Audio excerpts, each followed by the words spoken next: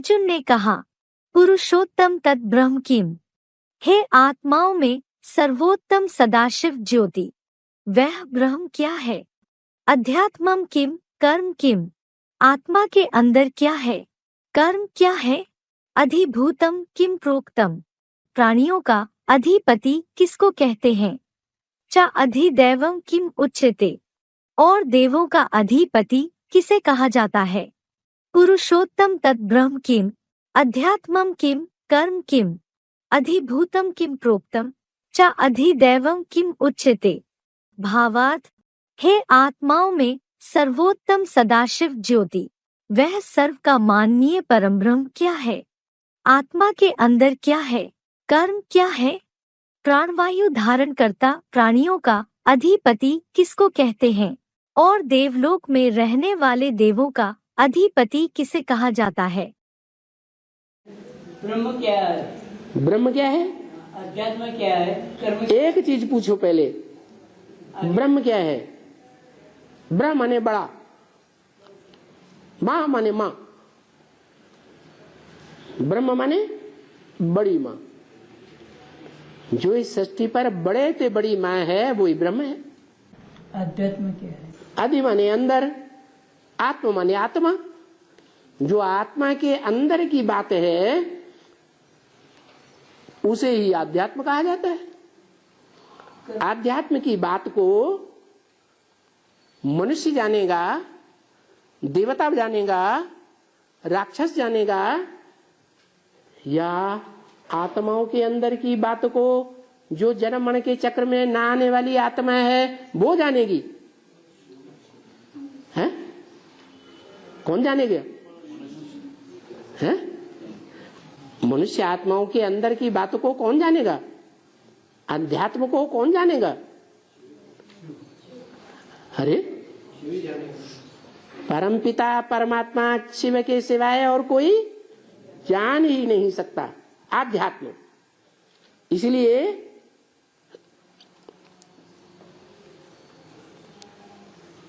आध्यात्मिक विश्वविद्यालय अगर आप लिखते हैं तो उसमें ईश्वरीय शब्द भी लिखने की दरकार नहीं। क्यों? क्योंकि ईश्वर के सिवाय अध्यात्म को कोई बता ही नहीं सकता आत्मा के अंदर क्या है। वो अध्यात्म है। अध्यात्म सदैव ईश्वरीय ही होता है, आसुरी तो हो ही नहीं सकता, और आध्यात्म मानवीय भी नहीं हो सकता, दैवी नहीं हो सकता, क्योंकि देवताएं तो और ही ज्यादा बुद्धू होते हैं। मनुष्य ज्यादा बुद्धू या देवताएं ज्यादा बुद्धू? देवताएं और भी बुद्धू। तो अध्यात्म को जानते ही नहीं, जान ही नहीं सकते। अव्वल नंबर देवता कौन है?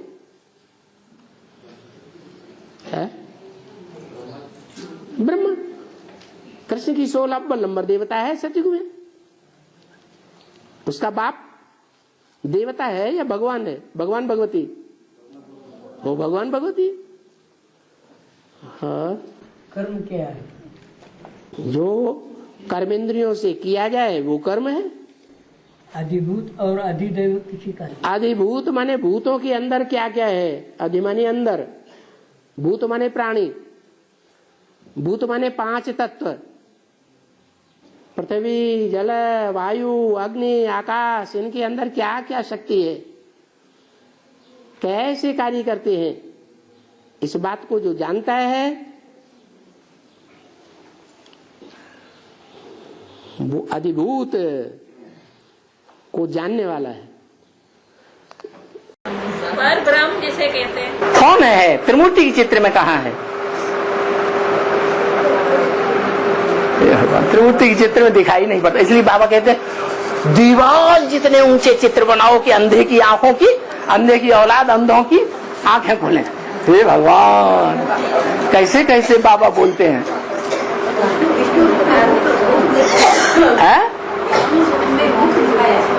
त्रिमूर्ति के चित्र में वो पॉइंट, वो इशारा करो, उस मूर्ति की तरफ इशारा करो, उसे एक का परिचय दो।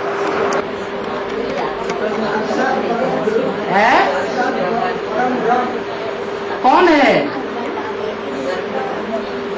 विष्णु ही हुए ना, परम ब्रह्म भी बाबा।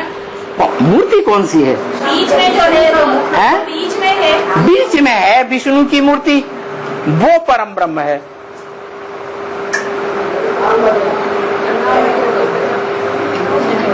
जो विष्णु है वो साकार स्टेज में दिखाई देता है या निराकारी स्टेज में दिखाई देता है? तो जो साकार है वो परम ब्रह्म है, वो देवता है या परम ब्रह्म है? देवता है। अभी तुम बच्चों को मालूम है ना कि राजयोग सीखा था, तभी तो मनुष्य से देवता बने थे। और देवताओं का ये अधिपति, मालिक, अधिमाने ही अधिष्ठाता मालिक। तो अभी तुम बच्चे जान गए हो ना कि देवताओं का जो मालिक तो महादेव ही होगा ना, कि छोटा मोटा देव होगा? नहीं।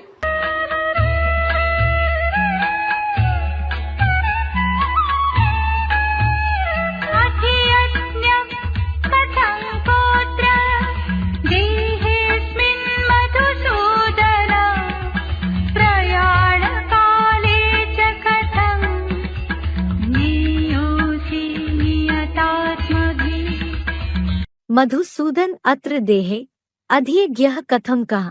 हे मधु जैसे मीठे काम के हंता, इस देह में यज्ञ का अधिपति कैसे, कौन है?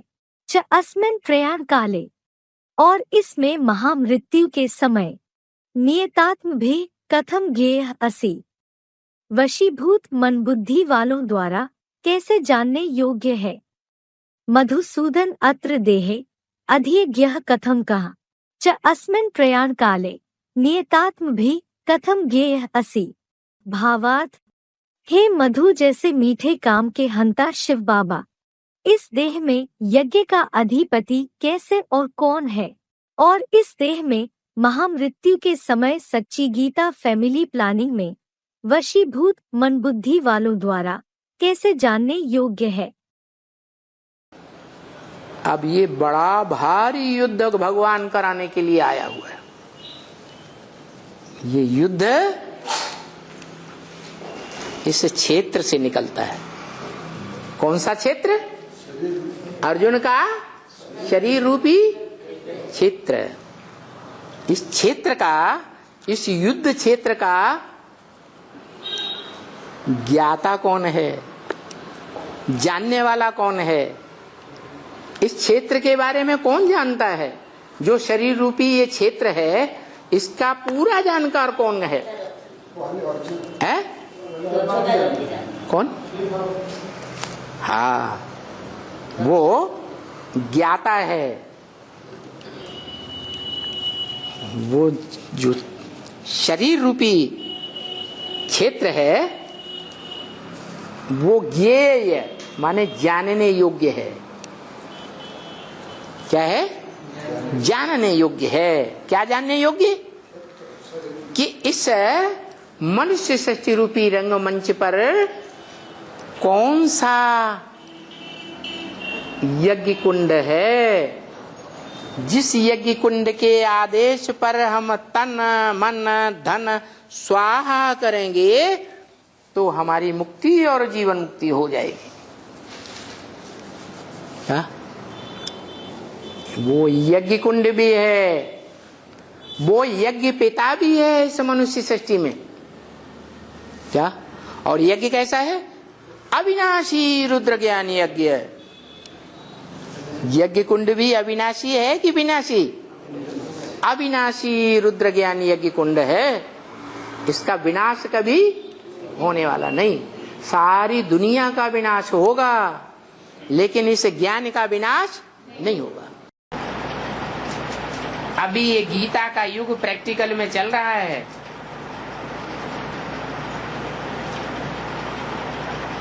गीता है फैमिली प्लानिंग का शास्त्र।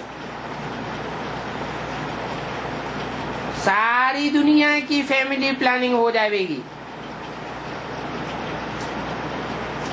हर धर्म की फैमिली प्लानिंग हो जाएगी। हर धर्म से चुनी हुई थोड़ी सी आत्माएं नई दुनिया में जावेंगी, बाकी सबका विनाश हो जाएगा। पुरानी दुनिया का विनाश और नई दुनिया की स्थापना, ये तो बाप का ही काम है। कोई भी मनुष्य मात्र पुरानी दुनिया को नई दुनिया नहीं बना सकता। बल आकर के धर्म पिताएं धर्म स्थापन करते हैं, परंतु नई दुनिया तो नहीं बनाते। वही पुरानी परंपराएं चलती चली आ रही है, पुरानी परंपराओं का भी विनाश नहीं कर पाते। बाप आकर के उपकार करते हैं। संगम युग में जो राम संपन्न स्टेज को पाता है, त्रेता वाला राम, उसको कहते हैं राम।